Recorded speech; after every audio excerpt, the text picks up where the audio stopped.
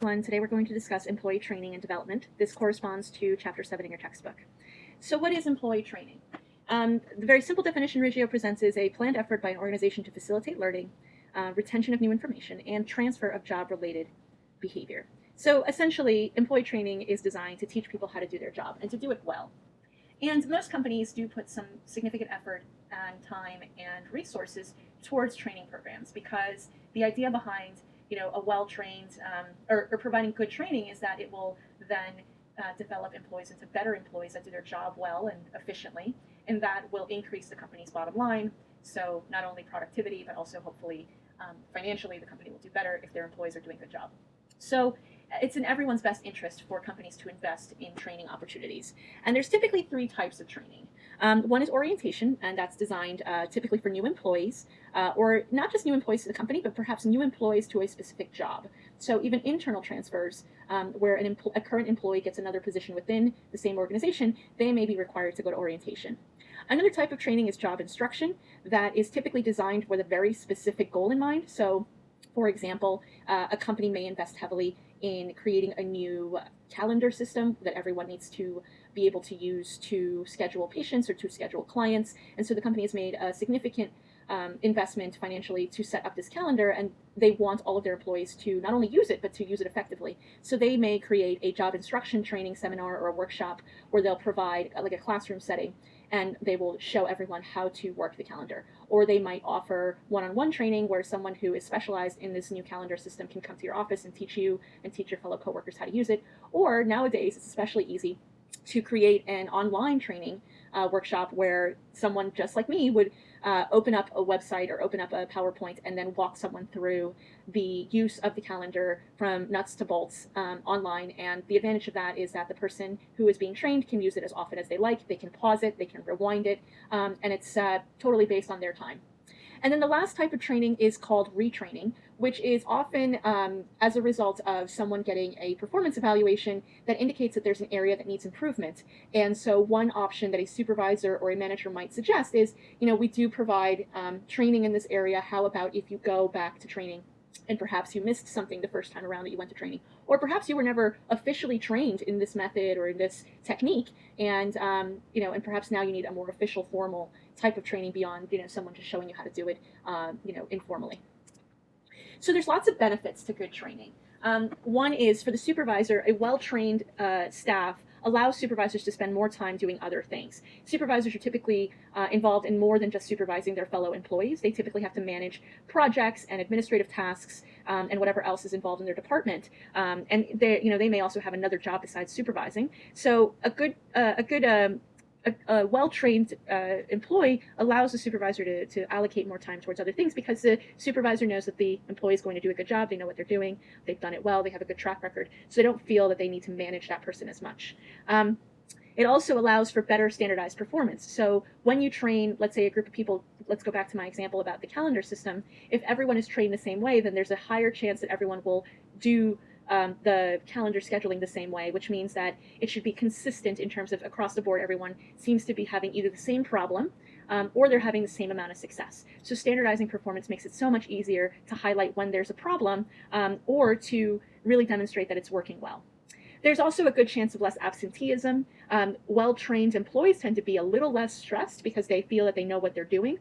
So there's less likely to have work stress, and less work stress may mean less chances of them getting physically ill because they're overwhelmed by their work or disengaging with the work and not wanting to be there.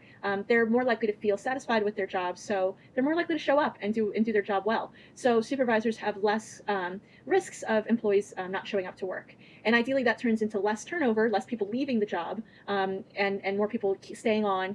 And that retention rate is a great benefit to supervisors because they don't have to reinvent the wheel with a new employee every so often. They've got the same group of people who seem to know what they're doing. And again, the supervisor has opportunities to feel that he or she trusts his or her staff.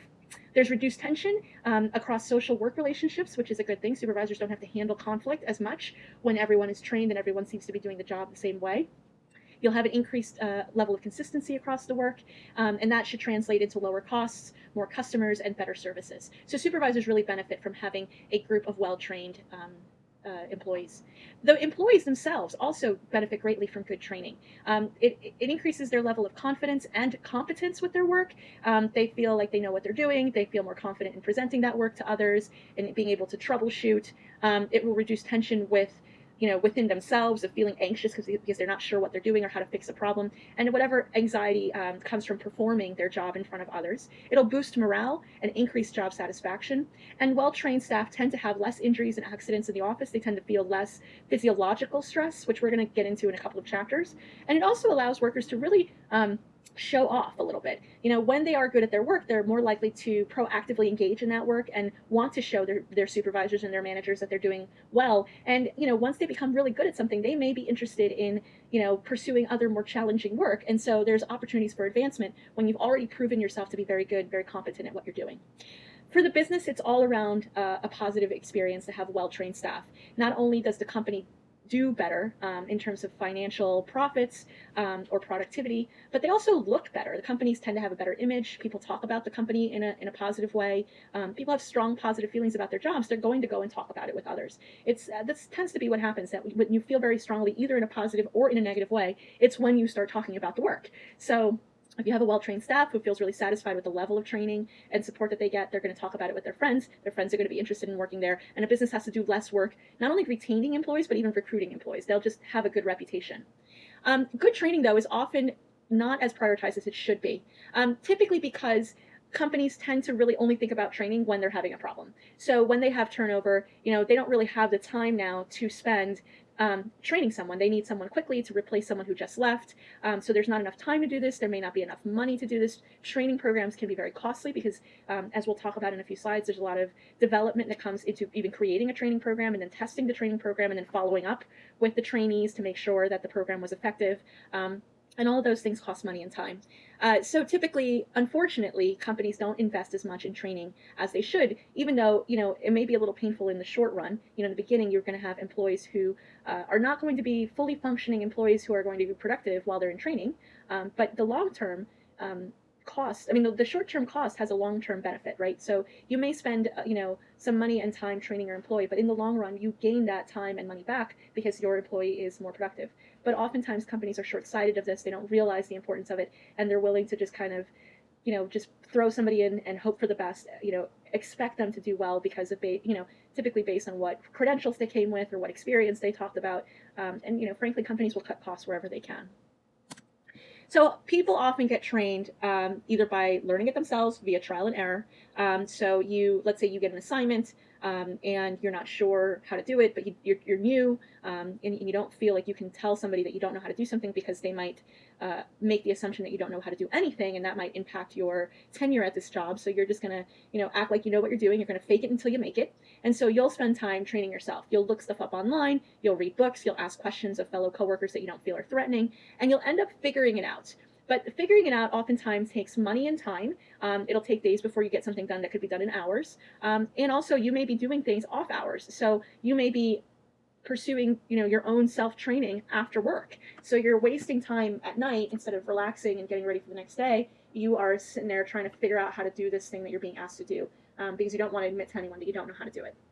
The other problem is that people tend to figure out shortcuts, and shortcuts are not always as effective as one would assume. Sometimes those shortcuts can actually be quite costly. So that's the other issue with self-training, is that you may figure out the way to do something, but going back to the first lecture, it may not be the best way to do what you're doing. It may not be the best method, but it's the method you figured out, and so you're going to keep doing what works. Another way that some people get trained is known as replacement training, where the person who is leaving a job will train the person who is replacing them. Now that's also problematic if you think about why that person was leaving.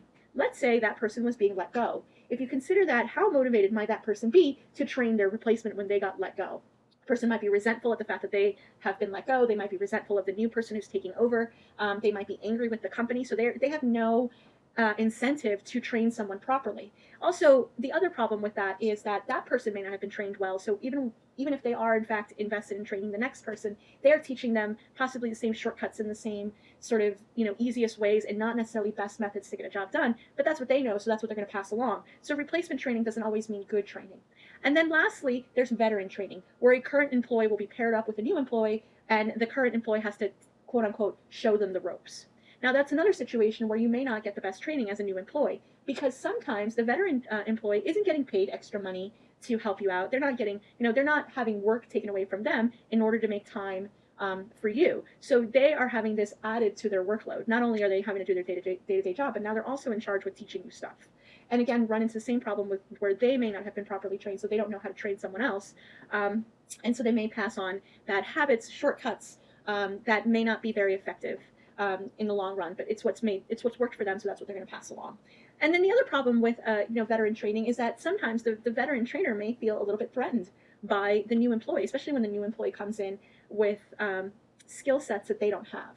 So if I am, someone who's been working for this company for 20 years, and I recognize that we are becoming more technologically advanced in the company, we're developing these new computer programs that we have to use, and everything's electronic now, and I have to learn this crazy calendar system where I used to just be able to put a note on my board saying I have a patient. Now I have to enroll them in this whole program, and I also now get a younger, more technologically savvy trainee. I might feel a little threatened by that person. They seem to pick up the technology a lot faster, and I might think that perhaps this person is someone who in the long run might actually be better for my job, and so I might feel really threatened by them. So these three methods are not very good, but they're all the most common ways people get trained in the workplace. If you think about your own training experiences, there's a possibility that you fall under one of these as having had this experience at some point at a job where you were either the trainee or possibly the trainer.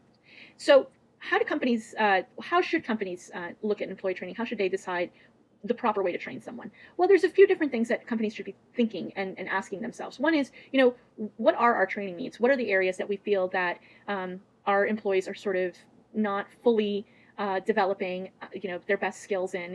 What are areas that we seem to be short-sighted in? And what are the goals for our company? What are the short-term and the long-term goals? Do we want everyone to be able to, log into this computerized calendar system and, enroll and schedule all of their clients? Or do we just want someone, to be able to see it and use it, to the best of their abilities? That's a different goal. And we might design a training program differently based on, scenario one, where we want everyone to only use this system and to use it to its full extent, or we want people to just be familiar with it and consider it for future scheduling purposes. We also want to think about what our resources are. How much money do we have to spend on good training? Do we have people who are experts at this particular thing that we want everyone to be trained in, or do we need to hire someone to come in and do it for us? These are things that are going to be costly. So that's another thing that companies should consider. Also they should ask around, is this training even necessary? Perhaps we're underestimating how well our current employees are using this system. Maybe they're using it really well and they don't need additional training, or they don't, perhaps this program is not ideal and we're enforcing something that isn't actually going to reduce our costs and increase our productivity. So even just observing what employees are doing right or wrong will provide enough information for us to kind of decide how we could best support them moving forward. So let's say we've established sort of what our training needs are, then we need to develop objectives. So what is the point of this training? What do we want our employees to walk away with? What should they be able to understand, and what should they be able to do by the time they're done with the training session? And then we have to develop the actual training session. And so we have to think about methodology that best fits the majority of our employees. Is it a good idea to have everyone come into a classroom setting and have someone lecture at them? Or is it better for us to invest on creating an online program that people can access whenever they want? Or do we just need a manual where we just explicitly write down instructions and we hand it out and let people figure it out? These are all the questions that someone who's developing a training program should be asking themselves. After we've developed methodology, then we want to implement the training program. So the first part of implementing a training program is really getting a chance to see just how much our employees know before they start the training. What level of experience do they already have, so that I'm not being redundant and teaching them something they already know, but also I'm not, going so far ahead that they don't, they can't follow because they don't even have the basics. So that's something that you want to kind of consider before you even start the training, the actual training session. And you also want to provide a logical rationale for training. This is, when you develop a training program, you are taking time away from the work, right? You're making people set aside an hour or a day where they could be doing other things, where they probably have other things to do. And you're telling them, hey, you got to drop everything to come to this training. You need to be able to tell them why, explain why this is important to them. What's their motivation for doing it? And then at the very end, you want to evaluate your training program to see if it was effective. So creating a training program. The first thing you want to do is create a plan that really establishes the training session. So you want to develop performance standards. How are you rating whether somebody is doing a good job or not? That's the first question that you want to make sure you ask yourself. You also want to write an objective for the training steps. So what is my objective by bringing people into this classroom and sitting them down? What's the first thing I want them to be able to do? If this is a computerized if this is a session for a computerized program that everyone needs to be able to use, you want to write the first objective being, being able to open that program. What's the point? And then how are you going to test to make sure that people are actually effectively doing what you're asking them to do? So again, those performance standards. You also want to develop standard procedures. You want to develop a consistent set of instructions that make sense to as many people as possible, that people can easily follow along. So these are the details that when you read a user's manual, it's step 1, part A, step 1, part B, now step 2. This is the standard procedures that you really want to highlight in a lot of detail so there's not confusion as you get through the program. You also want to develop checkpoints to measure progress. You want to check in with your trainee to make sure that they are able to follow along, and if they're not able to follow along, that there's opportunity for questions and there's opportunity to troubleshoot. So checkpoints typically have 2 elements. One is showing the employee what you want them to do and then telling them to do it. And then following that, letting the employee do it in real time and checking to see if they got it right. Now again, this is really easy when you have a classroom setting where people are interacting with the thing that they're being trained to do. It's a little bit harder to do on a computer where somebody might be logging in and watching a video or going through a PowerPoint. It's a little harder to develop those checkpoints. So what you'll often see is quizzes. Actually, I kind of designed the chapter readings with the quizzes, right? So after you've heard the lecture and after you've read the chapter in the book, I ask you to do a knowledge check. And a knowledge check is really a checkpoint to make sure that the material that you've been, reviewing makes sense to you. And if you can answer the questions in the knowledge checks correctly, it's an indication that you get it, that it makes sense to you, that you're able to put things together. So for me, it's a nice indicator that, what I'm trying to get across to you is actually getting across to you. In a training session, in a computerized training session, many times they'll do the same thing. They'll put in a couple of quiz questions, or they'll stop the video and say, okay, now you try it. And then they'll have some sort of algorithm where they'll note whether or not you're doing it right or wrong. And if you're doing it wrong, they'll make you go back and do it again. Or if you don't pass the quiz, so to speak, they'll ask you to go back and do the training program all over again. Whatever the training materials are for the thing that you're trying to teach someone, it should be the exact same material that is being used on the job. So if I want to train you on this calendar system that's computerized, whatever manual I develop and whatever training sessions we do, I want you to be able to walk away with that material and take it back to your desk, and it should look the calendar should look exactly the same as the one you were trained on. Otherwise, what was the point? So you want consistency from the training session all the way through to the real life exposure to the thing that you were trained on. Employees learn best when they're actively involved in the learning process. So when you have opportunities to ask questions, when you have opportunities to get your hands dirty, the ability to kind of go into the program and click through, and it's not enough to just see it on a screen. Just being actually involved in doing, a mock, let's say a mock calendar scheduling in front of someone who can troubleshoot with you if you have a problem is so key to the learning process. We learn by doing, not just by listening and not just by watching. You also want the training to be relevant. It should be important to the person to learn it. If it's not relevant to their work, they're not going to be very engaged. They have no incentive to pay attention. They're not motivated to really learn it because they don't see the point. So whatever the training is, that's one of the first things you have to assess is whether or not this person even needs to be trained in this particular thing. Oftentimes companies don't want to waste time figuring that out, so they'll just make a blanket training that everyone has to take. And what happens is that you probably have individuals in the training sessions who don't need to be there because they don't need to use whatever it is that they're being trained on. It's not part of their job description. They'll never see it again, and so they really don't have any real reason to be there unless they personally are interested in learning how to do that. You also want the training to be practical. You want it to be hands-on, in that it should just make logical sense for them to learn it. If you make your training so abstract and so theoretical, it becomes very hard to apply it to the job. If I want you to use this computerized calendar system, I'm going to explain to you why this system is going to make your life easier. Why it's a better approach than the, handwritten calendars that we're keeping all over the office. I want to really explain to you the practicality around it, not the sort of existential, we're all moving into technology and we have to keep up with the masses. That might be true, but how is that relevant to every single person? There's many people in the room who might say, well, whatever's happening with technology, it's not relevant to me. I'm fine. I still have a flip phone. I'm not ever going to turn into a smartphone user, so who cares? So you want to sort of explain the practicality around it. You also want to present the material in an organized way and in chunks. It's very hard to teach a whole training, program in one sitting. So even if the training is all day long, you want to incorporate breaks. You want to do a 10-minute coffee break or a 10-minute bathroom break. You want to break for lunch. You want to break up even the activity. It shouldn't be a whole day lecture. There should be some lecture and then some, partnering up or working through a problem together. You want to make the time pass as quickly as possible. But you also want to break it up so that there's time for people to absorb the information and then use the information so that it stays ingrained in their memory. And you do want things to sort of be organized in a way that makes sense. Because if you're all over the place, it's very hard to keep track and you end up confusing people instead of really teaching them anything.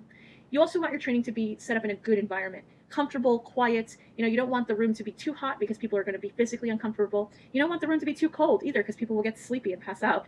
So you want it to be just right. You want comfortable setting with the appropriate equipment. So if it's a computerized training, it makes so much sense to do it in a room with computers.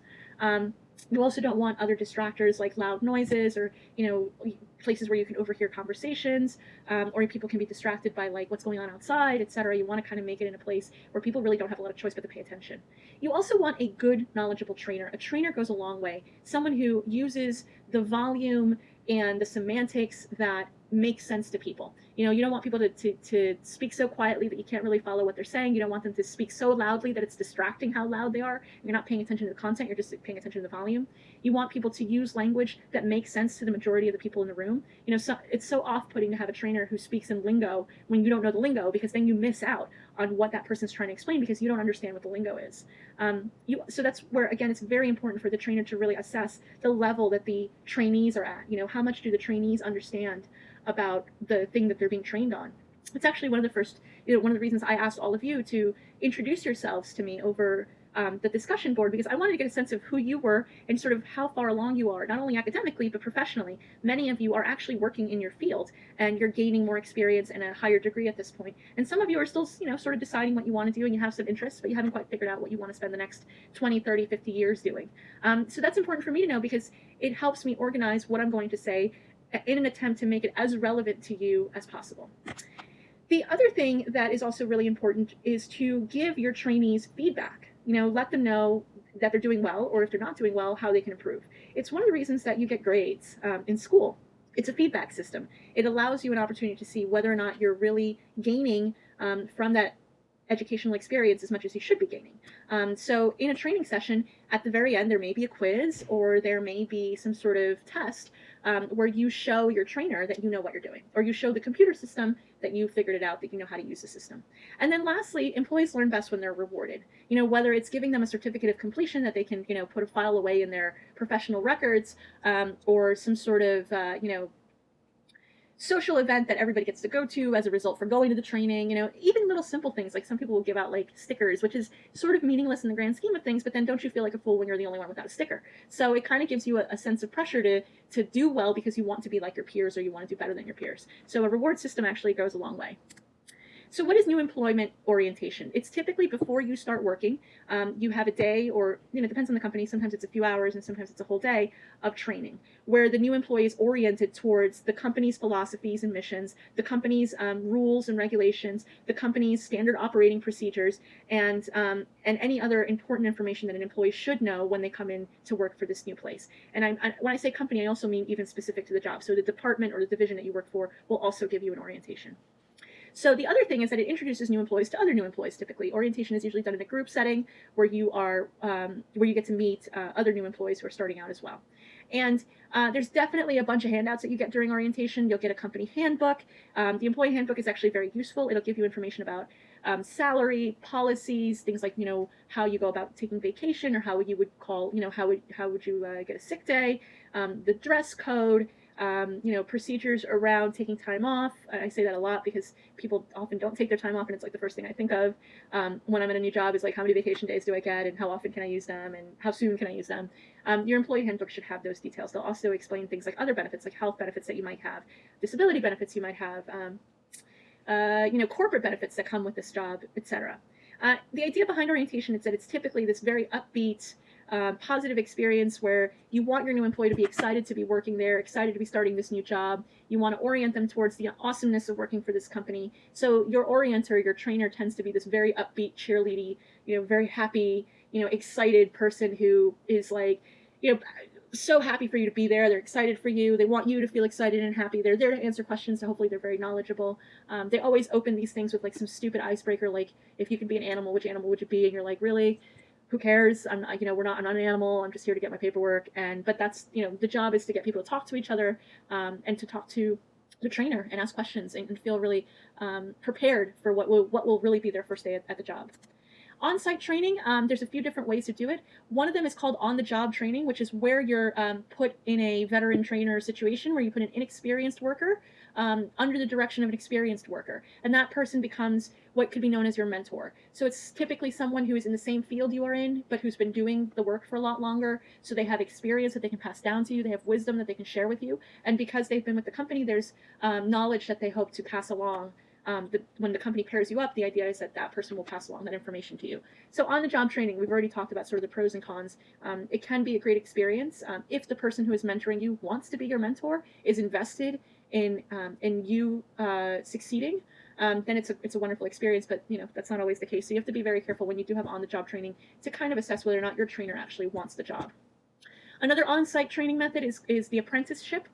So for those of you who are nurses, you are familiar with this, where you combine classroom training with on-the-site training. So you do all your classwork, and then you also have an externship or some sort of internship opportunities at a hospital setting or a clinical setting where you get to actually use the skills that you learned in the classroom. Vestibule training is very similar to apprenticeship, except that the type of work probably should not be done as a novice on real people. So you have a training area that is adjacent to the work site, not directly with the work site, because if you are inexperienced and are doing the work, you could potentially hurt yourself or hurt someone else. So an example of this is pilots. So if you think about it, you don't want your pilot at your airline to for it to be the first time they're flying, right? So there's a lot of simulation work that's being done in what's known as a vestibule, which is a flight simulator where they get to go through lots of different experiences and a lot of emergency procedures without the risk of them actually hurting themselves or possibly hurting anyone else. So vestibule training is really most helpful and most used in situations where putting you in a hands-on situation can be potentially scary. So either to yourself or to somebody else. So like another example is a company that uses heavy machinery. They don't want to put a novice in front of a potentially dangerous machine.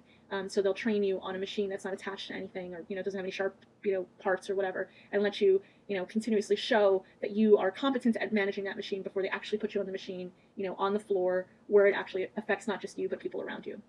Another on-site job training is known as job rotation, which is pretty cool. It's where a company is invested in training people, cross-training people across different departments. So an example of this is I have a very good friend who works for Condé Nast, the magazine publisher, and when she actually was hired to be a staff member in human resources. But the way this company works is they actually had her go to training and work in every single department so that she understood what the job of each department kind of looked like, and that would make her a better human resources personnel, because she would have a better sense of if a department calls her and says we need a new copy editor, she has a sense of what does that mean, what is a copy editor, what do they do. So they would actually put her in 3-week rotations where she was in the editing department and in the graphics department and in the publishing department and in whatever other department, and she would spend 3 weeks kind of doing or at least observing and engaging at a minimal level, because this obviously wasn't her area of expertise, but really engaging in the work so that she could see what it is that she's promoting or deciding on in human resources. So it's a really neat way to do two things. One, broaden your employees' experiences across the departments, but also it allows you for opportunities to bring in internally a staff member and let them sort of step in if there's like a crisis. So if I cross-train a nurse, for example, to work, let's say she works in the medical intensive care unit, and she also knows how to work in the pediatric intensive care unit because she got to do some of this job rotation either through her academic training or even here working here at the hospital. I know that I can that I can trust it if I had to, and she was interested in, if I had to call her and say, listen, I have a really important pediatrics case that would you be willing to help me out? I know that she's cross-trained and I can pull her in. I think this actually is an example for somebody in this class. I remember reading this in someone's discussion board response. So thank you for that example. You out there who's listening to me, because it's a good one of how cross-training can be so beneficial. Off-site job training methods are also used. Oftentimes they're seminars. They're often known as retreats, where a company will put in a lot of time and money into like renting out a hotel and bringing all their staff, and then having the staff problem solve together and get to know each other and develop social relationships. There's usually a purpose to it. There's usually some sort of training involved, whether it's leadership training or conflict management training or again, everyone learning a new system. They find it easier to have all the people come to them in this hotel setting or in the big conference hall and have everyone meet there, and then they do this mass training versus going and independently training each site. So you do see these offsite seminars for large companies that have a lot of different sites, different headquarters. It's just easier to get everybody to come to one place. What you often see will be role-playing scenarios, especially in leadership training and in conflict management training. They'll have people act out bad, quote-unquote, bad behavior, and then ask the audience, like, what went wrong here? How could we have done it better? And then teaching them different methods for dealing with conflict. Action learning is where employees are broken up into smaller teams to work on a project or to work on a problem. So it's very active training where you get to interact with fellow employees and work out solutions to a problem. It allows for creative juices to flow, and it allows for good communication skills, which is often another sort of sub-component of action learning is improving communication skills, because it kind of forces people to talk to each other and work on something together. Behavior model training, you actually will see some behavior model training in this class, because I make you watch some videos about workplace behaviors, workplace bullying. Actually, no, the training video is on sexual harassment, but you'll see an example of behavior model training where they will show actors acting out these inappropriate behaviors and then pointing out why they're inappropriate, and then either instructing or providing additional examples of how to do things right. And behavior model training is especially important around situations that are sort of ethically difficult, like it's harder to use real life examples. So, something like sexual harassment can potentially be a big problem. So companies will invest time and money in teaching their trainees to sort of be on the lookout for what could be interpreted as sexual harassment. And so rather than, wait for it to happen, they're going to show you, like, this constitutes sexual harassment. Let me show you a video where these people are simulating a situation that isn't true, so that you can get a sense of what it looks like and how you should behave if something like this were to happen to you. Simulations we've already talked about. It's that vestibule training where they will take a difficult job, a complex job that could potentially be dangerous, and they do the training in an area that's safe, away from people and away from being able to hurt yourself or hurt somebody else.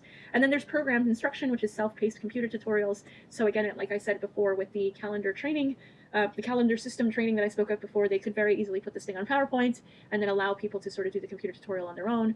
They can stop it, they can play it, they can rewind it, they can take the quizzes over and over again until they figure it out.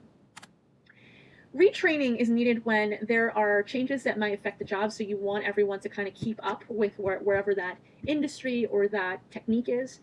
So let's say, going back to my computerized calendar, maybe everyone uses the calendar system that we had in place before, but we've upgraded it. So now it has more features, and we just want to make sure that everybody knows about the features and uses the features, because these features affect everyone's job and everyone's performance. So we're going to go ahead and retrain everyone on this calendar. It gives opportunities for people who don't use the calendar to learn the calendar, and for people who do use the calendar to find out what the latest and greatest parts of this calendar are. It's also retraining sometimes, as I mentioned before, it might be a recommendation when employees' performance have dropped below either expected levels or below what they used to be able to do.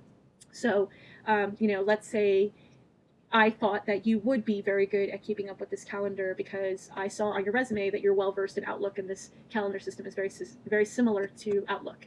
So I expected you to be able to use the calendar system without any issues because it runs in a very similar way. But it turns out that you're having difficulty, putting things in the calendar appropriately or deleting things or adding things. So I'm noticing problems with that actually affect your performance. And I might say, well, we have this training once a month, or we have this training video. So retraining is typically involved in not just when employees have below than expected or below than previously observed levels of performance, but also when it's been noted that they perhaps have not quite mastered a particular technique. So they're okay at it, but they could be much better. So they haven't quite mastered the best method. And that might be an opportunity for retraining as observed by a supervisor. They may see that, this person is doing a fine job, but if they went and learned how to, do the technique in a little bit more efficient way, or, knew how to navigate their way through this computer program a little bit faster, they would be even better at it. Some professional settings require retraining every so often, and it's typically known as continuing education. In the medical field, it's called, there's this sort of licensing requirement called continuing medical education, or CMEs, and you have to earn a certain number of CMEs per year to keep up to date, keep your license up to date.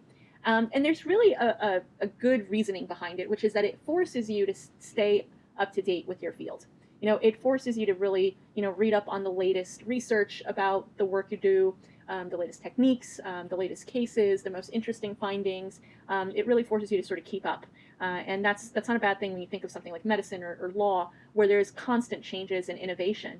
And you should sort of be motivated to keep up with your field. But if you're not, then it's probably a good idea to have somebody sort of force you to it.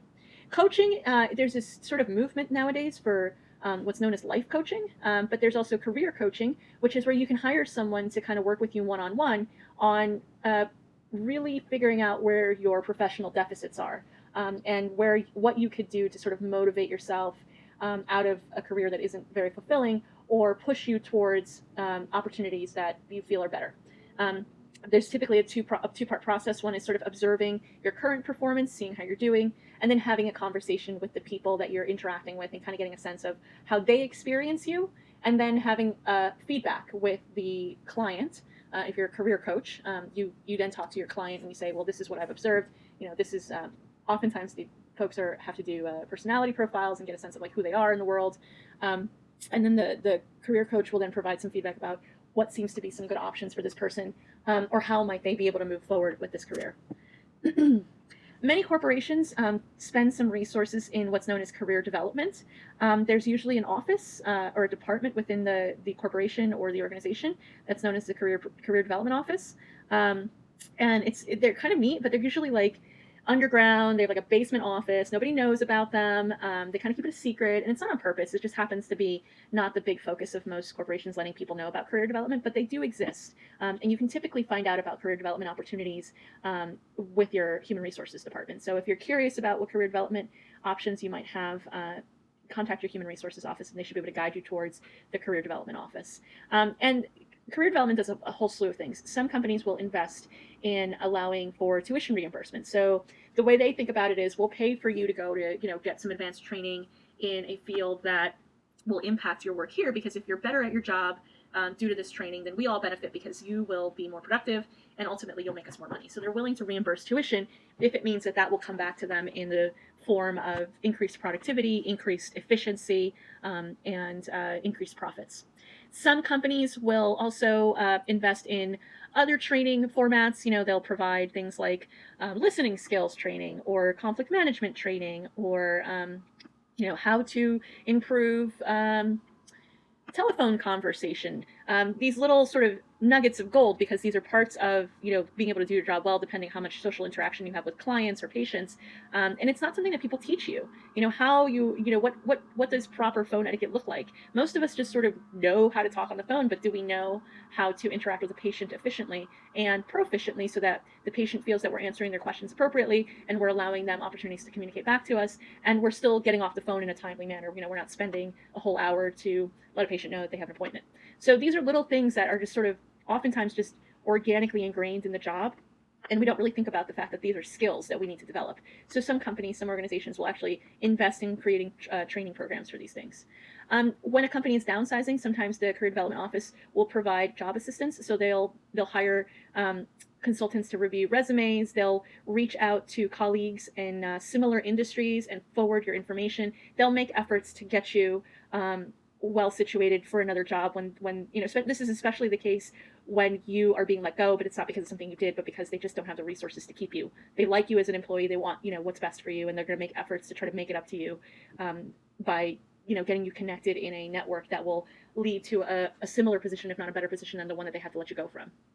Some career development offices will also have retirement planning coordinators. So they'll come, they'll show up once a month, and they'll tell you all about different retirement plans that you can sign up for, and how to organize your paycheck so that you're, placing a certain percentage of your weekly or biweekly salary into retirement, etc. So again, these are opportunities for you to sort of learn more about your profession, learn how to make yourself the best possible employee that you can. And most of these things are free. So they're great opportunities for professional growth if you can find the time to do them, and if you can find them on the website of the company. Sometimes, again, they're kind of hidden, but you can always call human resources and find out more.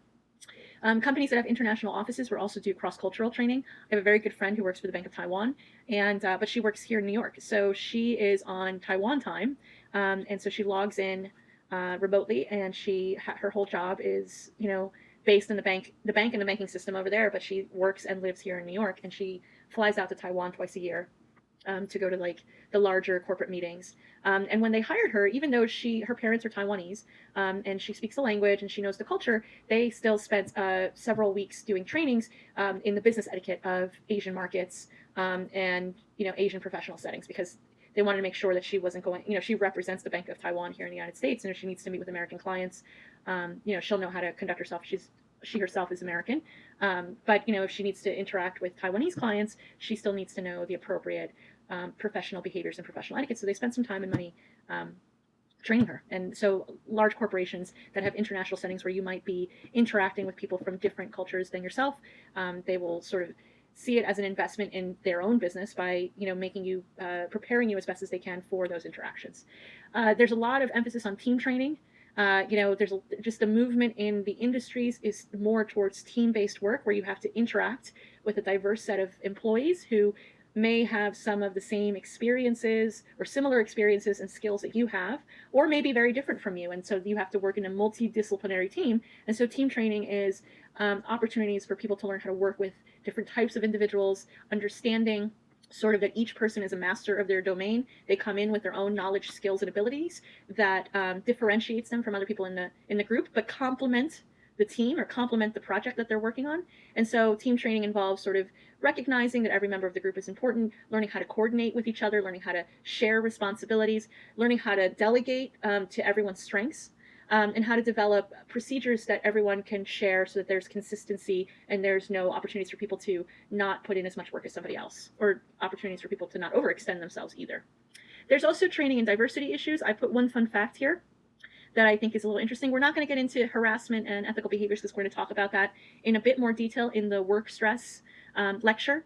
But I wanted to point out that in 2007, 12,510 sexual harassment complaints that were filed with the Equal Employment Opportunity Commission, which we're going to talk about in a second. Out of that, 16% was filed by male employees. So we don't think of sexual harassment necessarily as a male coworker problem, but it is. At least 16% of male employees have filed a sexual harassment suit. And chances are that the true number is probably much higher in terms of males feeling sexually harassed, but they may be embarrassed, or they may not be able to identify it as what's known as true sexual harassment, so they don't they won't say something even though they're experiencing it too. So I think that's an interesting fact, because again, when you think of sexual harassment, most people assume women being harassed either by male coworkers or by superiors. So we've talked about a training program, how to create one, how to test, your trainees to make sure that they know what they're doing. How do you evaluate the program to see if it really is working?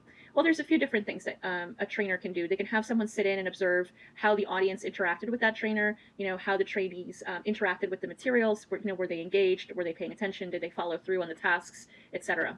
Another option is to interview select trainees and ask them about their experience, one-on-one. Ask them, what seemed to be working, what wasn't working, where were you confused, what did you think of the trainer? There's also surveys, and the neat thing about surveys is that you can then ask the same questions anonymously, which may allow employees to be a little bit more honest about how they felt the training went and what they think of the trainer. So more times than not, when you go to a training session, you'll have a very brief questionnaire that will ask you, how relevant do you feel this training was to your work? How confident do you feel that you're going to be able to do the thing that you were trained to do? How much did you find the trainer to be helpful to you? And then it's usually on a Likert scale on a 1 to 5, 1 being not at all helpful, not very useful, and 5 being extremely helpful or extremely useful. And it's a good way to kind of get a sense of whether or not the training method really worked with this group. In order to sort of gauge success of the training program, there's a few criteria that a trainer will use and the company will use to see if their training program was effective. One is getting a first impression from the trainees. So again, interviewing the trainees or getting surveys, or even watching how they interact with the trainer and the training program itself, or the training session itself. That's known as reaction. So just kind of getting an eyeball feel for how it went. Then waiting to see how much the trainees actually learned. So checking in on those quizzes that the trainees had to submit before they were done with the training. So how did they score on that? Did they really fully capture the material and understand the material? So testing is a great way to kind of see how much somebody has learned in the training. Then there's behavior. So seeing how much the technique that was taught in the training is actually being applied to the real world setting. So how much are you showing your ability, and how frequently are you showing your ability to, let's say, schedule patients on this new computerized calendar system? Are you using it frequently? Are you using it effectively? Are you making any mistakes? That's another way to kind of get a sense of whether or not the behavior is actually positive and working, checking in, are people still making a lot of mistakes? If they are, perhaps the training isn't addressing all of the issues involved with, becoming proficient at this particular program. And then checking your results, so seeing how productive people are, and also doing a cost-benefit analysis. Are you seeing significant improvement in behaviors after the training? Because if the training was really expensive and you're seeing people making the same mistakes, then there was no point in really, spending all that time, money, and resources on the training, because it didn't really improve anything. But if you did spend quite a bit of money on the training, and then later on you saw people being more efficient and more productive and engaging in the process a lot better, and there's less conflicts around it, then the benefits outweigh the cost. So you want to check out your results, see how much productivity has increased after the training. And the most important question in evaluating any training program is really to get a sense of whether or not the training was effective, and that the changes that you saw, in improved behaviors and improved techniques, were actually due to the training and not due to something else, like just, a practice effect where, yes, the person went to training, but they also had to kind of really quickly start using the system, and they've been using it every day, multiple times a day. So the effect, it wasn't really the training initially, but just the fact that they keep, they become more and more familiar with it. They've learned from their mistakes. They're learning to circumvent mistakes. So they're doing fine because, they had to. They had no choice but to really get better at this because they're using it all the time. In which case, why set up a training? So there's a few training program evaluation designs that people will use, and I won't go into too much detail. There's basically 3 different designs. One is where you only test at the end how well somebody is doing the technique or the program, or the program that you're trying to teach them. So that's post-test only. And the problem with post-test only is that you don't know what the person's baseline was. So you don't know if people were already good walking in, so they are good at the end because they were good already, so the training really had no effect. Or if they didn't, significantly improve at the end and they're still making mistakes, you don't know just how bad they were to begin with. So maybe they didn't even know how to turn on the computer when they walked in, but at least when they left, they knew how to turn on the computer, even though they may not be able to step-by-step set up a calendar appointment. So that isn't a very effective way to sort of test out the abilities of the training program, the success of the training program. Another style is pre and post test design. So you get a baseline reading in the beginning, you check in with people and you see how they were doing before the training. And then after the training, you ask them questions about how they feel, and then you also maybe test out their ability with whatever you were training them at, and you see if there was a big difference, a jump in confidence and in ability from baseline to post-training. And then the more complex evaluation design is known as the Solomon 4 group design, where you have 2 training groups and 2 control groups. So you have 2 groups that go to the training program and 2 groups who do not go to the training program. And then you measure one training group before and after the training. So you measure how let's say group 1 goes to training. So group 1 will get a pre-test. So you'll quiz them on their abilities with the thing you're trying to teach them, see how they're doing. And then group 1 will get a post-test as well. So maybe 2 weeks after the training, you test them again to see if they're doing the technique any better than they were before the training. Group 2 also goes to the training, but they don't get a pre-test, so you don't get a baseline for them. You just get 2 weeks later, you ask them post-test how they're doing, and you get a sense of whether or not they got better at it. Then you have group 3, that's a control group, and the control group doesn't get to go to training. So group 3, you ask before the training that they're not going to get. So you ask them, the beginning of September, I want to see how you're doing on this computerized calendar scheduling. I'll ask you a few questions about how to schedule a patient or schedule a client, and how comfortable you feel with it. And then you don't go to training, but then I'm going to test you again at the end of September, and I'm going to ask you again the same questions I asked you in the beginning of September, and I just want to basically see if you've had any improvement based on just using it without any training. Do you feel more confident, and do you feel like you are able to schedule patients or clients more effectively just by the sheer fact that you've been using the program for a month with no training? And then the second control group only gets the questionnaire at the end of September. So you don't know what that person's baseline was at all. But at the very end of September, you're going to ask them, how did you do with the calendar program? Are you able to use it? Show me how to schedule a patient. So the reason that this is somewhat complicated design is because you want to control for the practice effect. So you really want to compare the group that gets pre and post tested, that's in the training, to the group that gets pre and post tested that doesn't go to the training. Are people naturally just getting better because over time they're getting better, or are they significantly better because they went to training, or are they the only ones who are really successfully using the program because they went to training? It's really the only way to test whether or not the training itself has an effect. And so therefore your two control groups are just really allowing you to kind of get a sense of whether or not the training really is doing anything. Because if your 2 control groups are doing just as well as your training groups, then the training really didn't help, right? And that's all I'm going to explain. It's a little bit more complicated than that, but I just want you to kind of get the basics so you kind of understand how somebody might evaluate a training program. And the last thing I want to talk about is equal employment opportunity. So this is a rule that is a federal law, and it's true of almost all private employers, all state and government employers, all educational institutions, all federal agencies, and all labor organizations. They are protected under federal law. All the employees and the applicants to jobs in these settings are protected under federal law from discrimination based on race, color, religion, sex, national origin, age, and disability. And the 2008 Act also prohibits discrimination based on genetic information. And this is especially true for government jobs where they might test for genetic anomalies. I won't go into too much detail. It's probably relatively irrelevant to all of you, but just know that out in the world, there is some opportunity for you to be discriminated against based on your genetic data. So this means that everyone has to have a fair shot, no matter how different you are from your potential colleagues and employees and employers. So this impacts training programs as well, because the training has to be valid, fair, and job related. They have to meet the same standards as the Equal Employment Opportunity Act. So I leave you with this question. I want you to think about it, because I think it's an interesting question. This was actually a case in New York City, and I won't tell you the result. Actually, no, I'll tell you the result, but let me read the question first. Firefighter training requirements include the ability to lift a 150-pound dummy.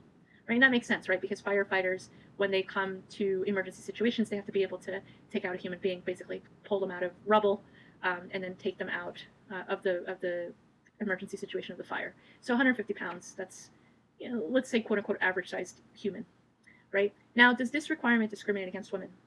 And I want to add women and smaller statured men as well. So, women physiologically are not necessarily designed to be able to lift really heavy objects. Men are more physically designed to do this. It's not to say that women cannot lift 150 pounds, certainly can. Some women can lift way more than that, but they're not technically designed to do it, whereas men are built to be able to lift heavier objects. So if you just look at this, would you say that this is discriminating against women?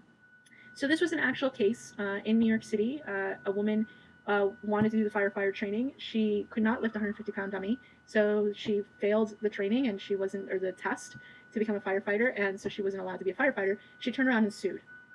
And the judgment on this was that this law actually does discriminate, or this requirement does discriminate against women.